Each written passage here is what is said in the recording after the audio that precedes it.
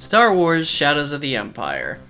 This game was one of the original Nintendo 64 titles and one of the Star Wars games that a lot of people hold a lot of nostalgic value towards. It's also a game that has had, over the years, a small, sporadic, but dedicated speedrun community. It's had a number of optimizations, glitches, and strats incorporated over the years to help make the run progressively faster. However, there was one point in time where the run for the game would completely change in an unexpected way. The run would become even faster than anticipated and bring totally different strats and changes. These changes would be cool, they would be fast, but they would also come with some unexpected downsides. So what was this big event that changed the run forever? That is going to be the topic of today's video, where we will be looking at how the PC port of Shadows of the Empire changed the speedrun, for better and for worse.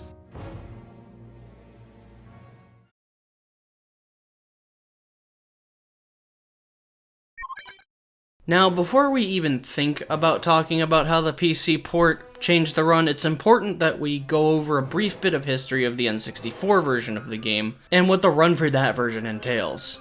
The origins of the speedrun date all the way back to 2010, with the original run of the game from SDA performed as a segmented run by Alec Kermit. The old run was a fairly good run for the time and incorporated strats that would be used throughout the game's lifespan, some of which even still are used in modern runs. I won't go over the full run, but the important bits that are relevant to the N64 run will be touched on here. To start, one of the biggest aspects for going fast in the N64 version involves the use of resetting the neutral position of your analog stick. The N64 has the built-in hardware ability to reset your neutral position of your stick by pressing the combination of L, R, start, putting the analog stick in a specific position, and then once you let go of the buttons, wherever the stick is, that'll be the new neutral position of the analog stick. This seems useless outside of fixing your controller on the fly for things like drift, or maybe you were holding the stick when you started up the console, but the important thing to know is that the changed position also makes it so your controller's input range goes further than it can by default. The side effect of this is that it allows dash to move at a faster top speed than normally, at the cost of making the controls just a little more awkward. There are other N64 games that utilize this tech, but we're going to focus on Shadows of the Empire for now. This fast movement allows you to get through the grounded levels much quicker than you normally could. Another key piece of speed tech is the jetpack glitch, also sometimes called the zip glitch, also sometimes called the dead fish glitch. This glitch involves you swaying from side to side while using the jetpack, then once your sway leaves you at an angle, you can deactivate the jetpack while holding the stick the direction that Dash's feet are facing, and this will allow Dash to fly towards that direction, and then if he's along a wall, it will make him zip upward. This can help you with verticality, but its most important use is it allows you to go out of bounds at Gaul Spaceport to skip straight to the Boba Fett boss fight. It's also used in sewers to get the sewer key faster, and if you're quick enough, it'll allow you to skip the Dianoga boss fight entirely. Beyond that, there are strats for killing bosses quickly by hitting them with high damage weapons in their weak spots, as bosses can take more damage getting hit in specific areas. Hoth is all about careful execution, Asteroids is basic and kind of RNG dependent, Mos Eisley abuses a glitch on easy difficulty where destroying the first swoop bike prevents the other ones from rubber banding and staying locked in one place after a certain point, so you just have to clear it as quick and clean as possible. And the last level has a brief auto-scroller followed by going into the skyhook, hitting its core 4 times, and then the game's over. Pretty straightforward run. Oh, I forgot about the train level. I could spend a long time discussing Ord Mantell from a speedrun perspective, but that will be a video for another time. But on N64 on easy difficulty, this is a 10-minute auto-scroller. It takes up almost a fifth of the run. Keep that in mind when we start discussing the PC port. The run would eventually receive some more optimizations around 2014, when a new wave of runners came up with some new ideas that brought the time down even further to the mid 40-minute mark. This really came down to just overall cleaning up some pre-existing strats, incorporating some small new optimizations, and overall better movement. But after this point, the run on the N64 felt like it was kind of stagnated and nothing big or new was happening with the game for a while. However, in an unexpected turn, a very special day would arrive that would potentially revitalize interest in the game. The specific date that brought new interest to Shadows of the Empire was May the 4th, 2016. Good Old Games, also known as GOG, a website that sells and re-releases DRM-free games and specializes in releasing older games with modern PC compatibility, released Star Wars Shadows of the Empire on PC. This was a re-release of the original PC port of the game from 1997, a year after the original N64 release. You might be wondering, PC ports tend to be the faster choice for speedrunners, so why is this date so many years after the original PC release so significant? It all has to do with the PC port's inability to run on newer computers. The original game ran on a 16-bit installer, and at this point, as well as many years beforehand, most computers had 64-bit operating systems, and this made installing and running the game on newer computers impossible. At the time, there also wasn't any sort of reliable source port or emulation for the game, so speedrunners really focused on N64 and never really bothered with this version. However, with it being available to many people for the first time, this begged the question to speedrunners. Would this version be the new meta? Would this breathe new life and competition into the game? Would we finally be able to ditch the N64 controller? While there was some excitement, it should be noted the original speedrunning for this version had some skepticism on if it would even be worth running. Now, ignoring the skepticism for now, when I played this version of the game for the first time, some things were immediately noticeable that felt like there was potential. For starters, the game ran at a solid, consistent 60 FPS. The original N64 release would be lucky to hit an FPS in the 20s for many levels, and some parts it could dip even lower. But here the game ran at a smooth frame rate for the entire time. This particular element is going to come up a lot and is very important for understanding some of the big differences in the PC version, so please keep that in the back of your mind. The frame rate made the game at least feel a bit faster on most levels. Level transitions were also a tad bit faster than the N64 as well, which was a relatively simple but free time save. One immediate difference came in the form of movement, as there was no neutral reset speed boosting in this version. This makes sense, especially if someone's playing on keyboard and mouse. While this does make it seem like overall movement would be slower, it still felt fast from the frame rate, and movement optimization would come in no time, but we'll get to that topic soon. There was, however, one big difference that really made me feel like at first this version of the game would not be worth running and ultimately would be slower.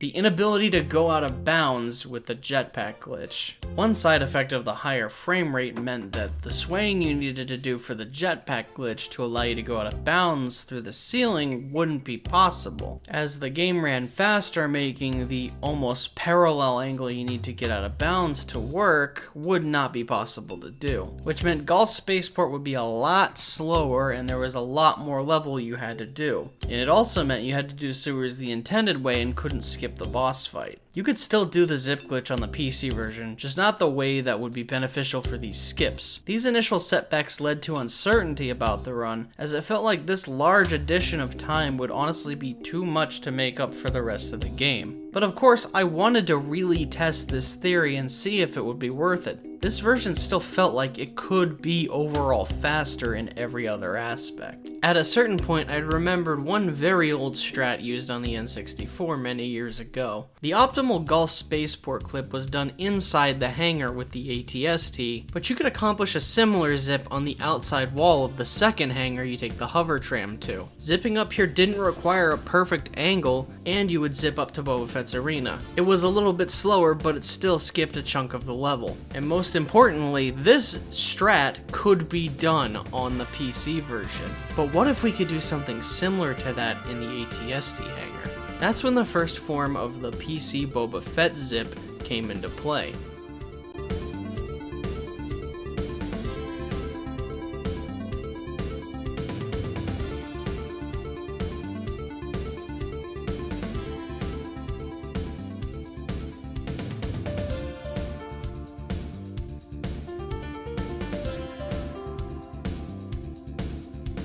And with that, and some better understanding of the game, Shadows any percent was for the first time faster on PC than N64.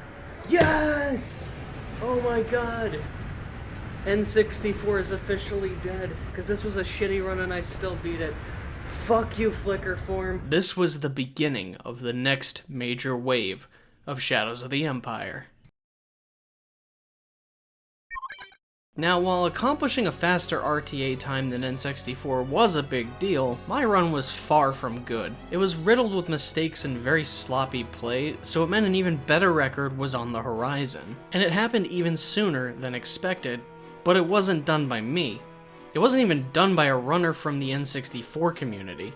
It was done by Lifelike, someone who had never even ran the N64 version. This was the sign that there was new interest, and in due time, a community would be built for running the PC version. A new era of strat finding in runners was happening. As more people started to pick up and attempt to optimize the PC port, a variety of new strats and techniques were being developed to help bring the time for this game down even further. One runner in particular, by the name of Glassnock, came up with a lot of information and data on movement in the PC version. As I mentioned, you don't get the speed boost from neutral reset like in N64, however he helped find differences in movement speed that led to the realization that diagonal running was faster than just running in a straight line. This is a very common thing in old PC games, so it made sense that this would be the case for this one. This helped clean up and optimize overall game movement. Along with that, a better setup for Gull Spaceport skip was found that was reliable and a bit faster than what I was using. Overall use of the jetpack and its zip capabilities for basic vertical movement helped with some levels and optimizing the 100% category as well. The new runners led a revolution that eventually brought the time for any percent down to sub 40 minutes, something the N64 would in no way be able to accomplish in real time. So let's do a bit more of an overall summary of what aspects truly make this version so much faster overall. We've briefly touched on a few things, but let's look at them a little bit more in depth. As I've said and will continue to bring up, the game's biggest advantage comes from its stable frame rate. The 60 FPS frame rate allows levels to load faster, but also runs and renders things quicker too. Animations don't stutter or suffer from frame rate drops, so things like boss death animations happen faster. Speaking of, remember how earlier I said a key part of the speedrun was defeating bosses by doing more damage in their weak spots? Well, courtesy of the frame rate, weapons overall do more damage, especially ones that are tick-based, like the pulse cannon and the disruptor. The faster damage calculation allows most bosses to die in mere seconds. Every boss fight is faster on the PC as a result. The vehicle levels are all faster overall as well due to similar elements. The overall speed from the higher frame rate makes everything happen a bit faster overall. The auto-scroller segment in the final level is a tad bit faster, and destroying the core is a little bit easier to do as well. But I'm sure there's one level you guys really want to hear about even more than this, and yes, the train level is faster. Not only is it faster, but it's faster by a substantial margin. The N64 train ride takes about 10 minutes. On PC, on easy difficulty, it takes 8. Now granted, that's still a long time to be on an auto-scroller, but it's faster by 2 whole minutes. And when played on Jedi difficulty, it only takes about 6. This is by far one of the best time saves in the PC port. Even with no neutral reset speed boost, the better movement understanding allowed runners to still get through the grounded levels quick and efficiently. There's still a way to skip straight to Boba Fett. The sewer level had a very optimal route despite not being able to go out of bounds. Zips can be used quickly for optimal vertical movement. There's just a lot of things that come together that make this version of the game the fastest way to beat it. Seems great, doesn't it? But of course, this video says it changed the run for better and for worse. And while all this positive stuff seems wonderful, this comes at the cost of some of the absolutely massive downsides that come with the PC port. So what exactly is bad about it? Now, the PC port came out a year after the N64 release, so you think maybe there would be some time spent to optimize the game for a PC release, in which case, you would be wrong. There's new menus and rendered cutscenes and full music tracks with high quality audio, but as far as gameplay goes, it really feels like they straight up took what was on the N64 and slapped it with a higher frame rate and no further attempts at PC optimizing, even leaving in the limited draw distance that the N64 masks with fog. And there's a lot of elements related to gameplay that really show the problems with the PC port. I've said a lot of good things about the game running at 60 FPS, but believe me, there is a lot of problems that occur as a result of this as well. Remember how damage you deal is higher from the higher frame rate? Well, guess what? The same logic applies to damage applied to you. There are a number of enemies, attacks, and overall hazards that will kill Dash very quickly, even on easy difficulty. The obstacles on the train normally would just do damage to you, and you would pass through them. On the PC version, you remain stuck and lose your health so fast you'll die in a matter of like 2 seconds. Not the worst thing since you're supposed to dodge this stuff anyway, but boss attacks deal substantially more damage, enemies are already kind of random but they can sometimes attack you faster. It just makes the risk of dying to something dumb a lot more common. What might be the most infuriating thing that happens as a result of the higher frame rate is the physics of the game get a lot more slippery. Moving around stuff feels a lot more awkward, and I bet you couldn't guess which level's physics are so slippery it feels like you're on ice. That's right, Gaul Spaceport.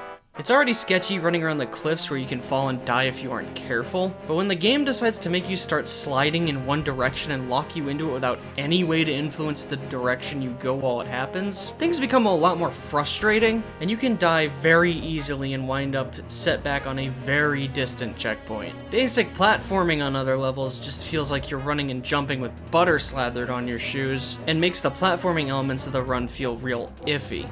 And what makes this even worse?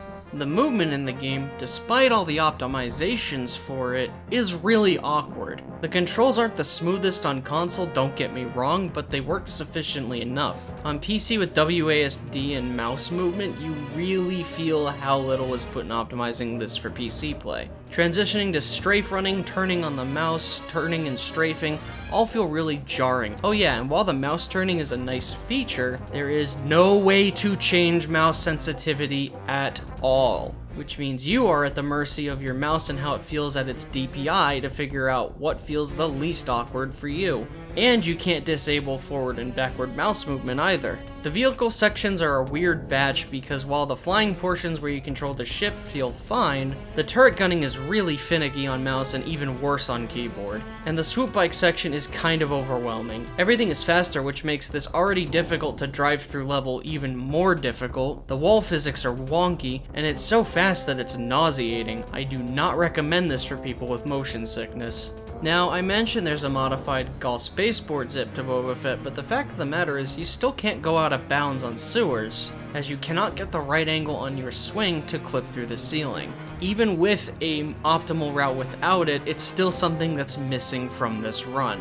And at the time of this video, there isn't any sort of alternative to do it. This level will more or less stay unbroken on PC unless some sort of new tech is discovered. The last thing I'm going to mention is more of a minor issue than anything, but the hit detection in this port can be very dodgy. The ground sections of the blaster have a small advantage with its auto aim being a little bit better than it is on N64, but on vehicle sections, especially ones where you man the Outrider turret, it feels a lot harder to hit targets. This doesn't affect the run in any dramatic sense, but it is just one more thing to bitch about at this point. So yeah, despite the overall faster nature of the PC port, it is riddled with some annoying downsides. These downsides more or less have turned a lot of people off from running the PC port despite the fact that it's faster, and many legacy runners still prefer to run the game on the N64 just because it is a lot less problematic. Runners getting their hands on the PC version of Shadows of the Empire was a magical time. It was cool to see new and old faces come together to make this port as fast as it is, and even seeing some of the various categories get run on it as well. And while new tech in seeing a game get faster is cool, it is a shame that the PC version has the number of issues that it has. After this big push and the run of the game at AGDQ 2017, Shadows of the Empire has not seen a whole lot of big changes. There was a sort of level warp discovered on the PC version, but it feels more like an IL than a true any% run, and it is something I do want to cover on its own video separately. Beyond that, most of the top times have remained consistent, and overall interest in the game has more or less died off. I hope one day runners come together again and maybe find some new tech to bring the time down even further, whether it's on PC or N64. But that brief time where the time for the game was going down constantly was truly a special time for the game, and for myself to witness and be part of. Thank you for watching, everybody. This video was quite a task to make, so if you did enjoy it, please leave a like and comment below. I greatly appreciate it. And make sure to subscribe to my channel, as I do have a lot more videos like this planned for the near future. Also, make sure to check out the other links below to keep updated on things, catch live streams, as well as join my community on Discord.